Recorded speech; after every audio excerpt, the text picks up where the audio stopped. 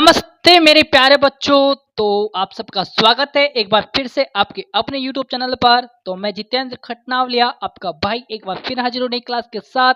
तो प्यारे बच्चों, क्लास को पूरा देखना है एंड अपने मित्रों के साथ में ज़्यादा से ज़्यादा जो है क्लास को शेयर करना है। और यदि चैनल पर आप पहली बार आए हो तो चैनल को सब्सक्राइब करेंगे, बेल आइकन प्रेस करेंगे ताकि नेक्स्ट वीडियो का नोटिफिकेशन आते ही आपको मिल सके। तो प्यारे बच्चों, आज अपन करने वाले हैं मॉडल पेपर 3 के अंतर्गत निबंधात्मक प्रश्न। ठीक है ना। तो निबंधात्मक प्रश्न जो है आपके बाकी रह गए थे 23 से लेकर 25 तक, है ना। तो वो आज अपन करेंगे। तो क्लास को फटाफट से शेयर कर दीजिए। चैनल पर पहली बार आए हो चैनल को सब्सक्राइब भी कर ले। तो आइए स्टार्ट करते हैं क्लास को अपन। देखो बच्चे, यहाँ पर जो है आपसे पूछे जाएंगे निबंधात्मक प्रश्न जो है 23 से लेकर 25 तक। ठीक है। तो आइए इनको करते हैं अपन। देखो क्वेश्चन नंबर 23 हुआ है भाई आपका, निम्नलिखित गद्यांश को पढ़कर नीचे दिए गए प्रश्नों के उत्तर दीजिए। 8 नंबर का क्वेश्चन होगा। ठीक है। कितने नंबर का होगा? 8 नंबर का क्वेश्चन आपका रहने वाला है। ठीक है। तो गद्यांश को पढ़ करके आपको नीचे दिए गए प्रश्नों के उत्तर देने हैं। सबसे पहले बच्चे गद्यांश को आपको अच्छे से पढ़ना होगा। तो आइए इसको अपन अच्छे से पढ़ लेते हैं।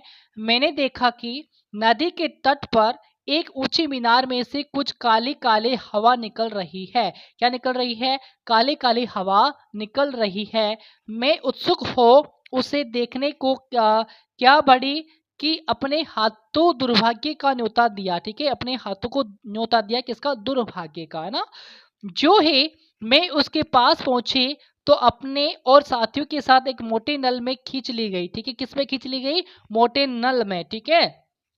कई दिनों तक मैं नल में नल नल घूमती रही, घूमती फिरी। ठीक है। मैं प्रतिक्षण उसमें से निकल भागने की चेष्टा में लगी रहती थी। भाग्य मेरे साथ था। बस एक दिन रात के समय में एक ऐसे स्थान पर पहुंची जहां नल टूटा हुआ था। क्या था बच्चे? नल टूटा हुआ था। मैं तुरंत उसमें होकर निकल भागी और पृथ्वी में समा गई। अंदर ही अंदर घूमते घूमते इस बेर के पेड़ के पास पहुंची। ठीक है। तो ये था आपका गद्यांश, प्यारा सा गद्यांश था। तो इसको अपन ने पढ़ा है, समझा है। अब इसके अकॉर्डिंग जो है अपन क्वेश्चंस करेंगे। तो देखो बच्चे, यहाँ पर के पूछा है आपसे, क्वेश्चन नंबर जो है 23 का के पूछा है आपसे कि बूंद नल में कैसे पहुंची। क्या बोला? बूंद जो है नल में कैसे पहुंची। तो इसका उत्तर अपन जान लेते हैं, वे कैसे पहुंची है। देखो आंसर क्या दिया हुआ है यहाँ पर कि नदी तट पर, है ना। क्या है? नदी तट पर एक ऊंची मीनार थी जिसमें से काली काली हवा निकल रही थी। तो बूंद उसे देखने लगी। कौन देखने लगी? बूंद उसे जो है देखने लगी। तो उसके द्वारा वह खींच ली गई। ठीक है। और उससे नल में पहुंची। ठीक है ना। अभी अभी अपन ने पढ़ा था गद्यांश के अंदर अंदर। ठीक है भाई। आगे बढ़े। आगे देखेंगे अपन क्वेश्चन नंबर 2। देखो क्वेश्चन नंबर आपका जो है खे है ना। 23 का खे है कि बूंद ने कब अपने हाथों दुर्भाग्य का नोता दिया। बताओ भाई, कब दिया था अपने जो है दुर्भाग्य को नोता कब दिया था। देखो आंसर है, मैं उत्सुक हो उसे देखने को क्या बड़ी कि अपने हाथों जो है दुर्भाग्य का नोता दिया, जब वो देखने को लिए बड़ी थी, है ना। अब अब देखो इसका उत्तर लिखेंगे अपन। बूंद ऊंची मीनार से निकल रही। ठीक है। बूंद ऊंची मीनार से निकल रही काली काली हवा। ठीक है। काली काली हवा को देखने के लिए उत्सुकता से उस ओर बढ़ी। तब उसने अपने हाथों दुर्भाग्य को नोता न्योता दिया। ठीक है।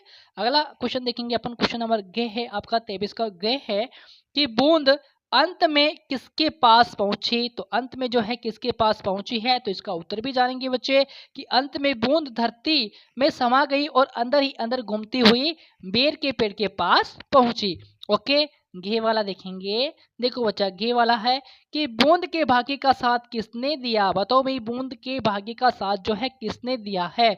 तो आओ, बूंद के भाग्य का साथ टूटे हुए नल ने दिया है ना। किसने दिया है? टूटे हुए नल ने जो है दिया है। ठीक है। इस प्रकार से आप क्वेश्चंस आंसर याद करेंगे। ठीक है। क्योंकि एग्जाम के अंदर जो है आपको पूरे में से पूरे नंबर लाने हैं। आगे बढ़ेंगे क्वेश्चन नंबर 24। देखो क्वेश्चन नंबर 24 जो है बच्चा क्या कहता है। देखो, आप राजकीय उच्च प्राथमिक विद्यालय शास्त्री नगर भीलवाड़ा के छात्र महेश है। कौन है? आप जो है राजकीय उच्च प्राथमिक विद्यालय शास्त्री नगर भीलवाड़ा के छात्र है। कौन? महेश। ओके। तो अपने विद्यालय के प्रधानाध्यापक महोदय को शुद्ध पेयजल व्यवस्था करवाने के लिए प्रार्थना पत्र लिखना है। विषय क्या हो जाएगा? शुद्ध पेयजल व्यवस्था करवाने के लिए। ये आपका क्या है? सब्जेक्ट है ना। क्या है? सब्जेक्ट, यानी कि अपन कह सकते हैं विषय। क्या कह सकते हैं इसको? विषय आपका हो जाएगा पेयजल व्यवस्था करवाने के लिए प्रार्थना पत्र। तो आओ अपन लिखते हैं प्रार्थना पत्र। सबसे पहले आपको लिखना है सेवा में। क्या हो जाएगा? सेवा में, फिर आपको कोमा लगाना है। कोमा लगाना नहीं भूलना है भाई, ठीक है। फिर है श्रीमान प्रधानाध्यापक महोदया, ठीक है। क्या है? श्रीमान प्रधानाध्यापक महोदया, यहाँ पर आपको कोमा लगाना है। फिर विद्यालय का नाम राजकीय उच्च प्राथमिक विद्यालय शास्त्री नगर भीलवाड़ा। ओके। विषय अभी अभी अभी अपन ने क्वेश्चन में देखा था कि विद्यालय में शुद्ध पेयजल व्यवस्था करवाने के संबंध में, ठीक है। फिर आपका महोदय आ जाएगा यहाँ पर। फिर देखो निवेदन है कि, है ना, निवेदन है कि हमारे विद्यालय में जो पानी है पीने की टंकी की कई महीनों से सफाई नहीं हुई है। क्या नहीं हुई है? सफाई नहीं हुई है ना। तो उसका ढक्कन भी टूट गया है, जिसके कारण उसमें धूल व कूड़ा करकट उड़कर गिरता रहता है। कृपा करके टंकी की नियमित सफाई करवाने और उस पर ढक्कन लगवाने की कार्यवाही करें। आशा है कि आप शुद्ध पेयजल की व्यवस्था विलंब यानी कि बिना देरी के करवाने की कृपा करेंगे। फिर आपका प्रार्थी कौन है? महेश है। ओके। छात्र प्रतिनिधि कक्षा 8, ठीक है। दिनांक हो जाएगा यहाँ पर, है ना। दिनांक जो है जिस दिन आप लिख रहे हो, जिस दिन आपका एग्जाम हो, तो वही डेट आपको लगानी है। क्वेश्चन के अंदर आपको डेट नहीं दी हुई है ना, तो डेट आप वही लगाएंगे। ओके बच्चे, आगे बढ़े।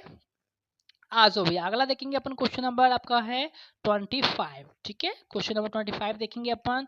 देखो, निम्नलिखित में से किसी एक विषय पर निबंध लिखिए। आपको जो क्या करना है, एक विषय पर, है ना, इन चारों में से जो है आपको एक विषय पर एक जो है निबंध आपको लिखना है। ओके बच्चे, या तो आप बालिका शिक्षा पे आता हो तो बालिका शिक्षा पर लिख दीजिए, या फिर बाल विवाह की कुप्रथा पर आता हो तो इस पर लिख दीजिए, या फिर वायु प्रदूषण पे आ रहा हो तो इस पे लिख दो, या फिर कंप्यूटर शिक्षा का महत्व पे आपको निबंध लिखना आ रहा हो तो इस पर लिख दो। जिस पे आपको अच्छे से निबंध लिखना आता हो तो उसी पर आप लिखें, ताकि आपको पूरे में से पूरे मार्क, आपको जो मार्क्स है वो आपको मिल सके, ठीक है। आगे बढ़े। देखो, अपन जो लिखेंगे, अपन लिखेंगे बालिका शिक्षा पर, ठीक है। किस पर लिखेंगे निबंध? बालिका शिक्षा पर अपन निबंध लिखने वाले हैं बच्चे। तो यहाँ पर देखेंगे अपन प्रस्तावना। सबसे पहले क्या करेंगे? प्रस्तावना लिखेंगे। देखो, हमारे देश में शिक्षा में लैंगिक असमानता देखने को मिलती है। क्या मिलती है? लैंगिक असमानता। ओके। प्राचीन काल में तो स्थिति सही थी, लेकिन मध्य काल से कुछ वर्ष पूर्व तक बालिका शिक्षा की स्थिति में गिरावट आई। ओके। वर्तमान में बालिका शिक्षा की ओर विशेष ध्यान दिया जा रहा है। दिया जा रहा है, बिल्कुल दिया जा रहा है। फिर देखो, बालिका शिक्षा की स्थिति के कारण क्या क्या हो सकते हैं, लिखेंगे अपन।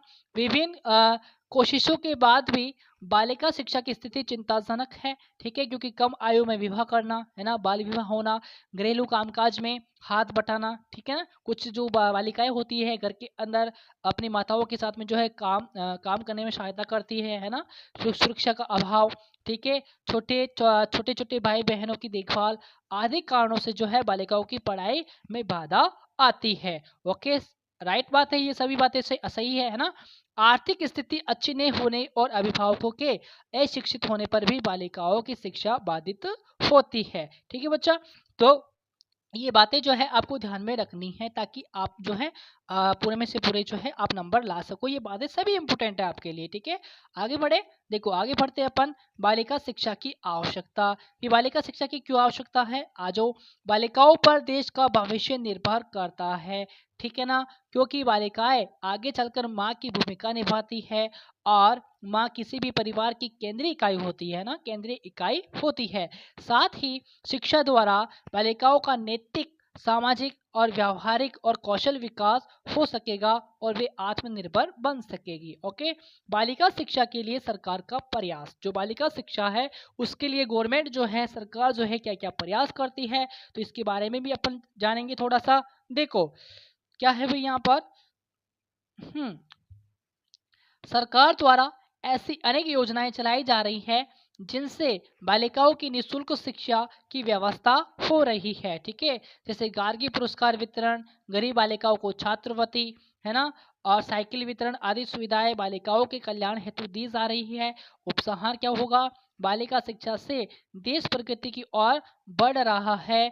बाल विवाह, दहेज प्रथा, महिला उत्पीड़न जैसी घटनाओं में कमी और जागरूकता आई है। बालिका शिक्षा का महत्व समझने से सामाजिक विकास का मार्ग प्रशस्त भी हो रहा है। ठीक है, तो इस प्रकार से आपको निबंध जो है बच्चे अच्छे से लिखना आना चाहिए। ओके बच्चा, तो बालिका शिक्षा पर अपने निबंध लिखा है।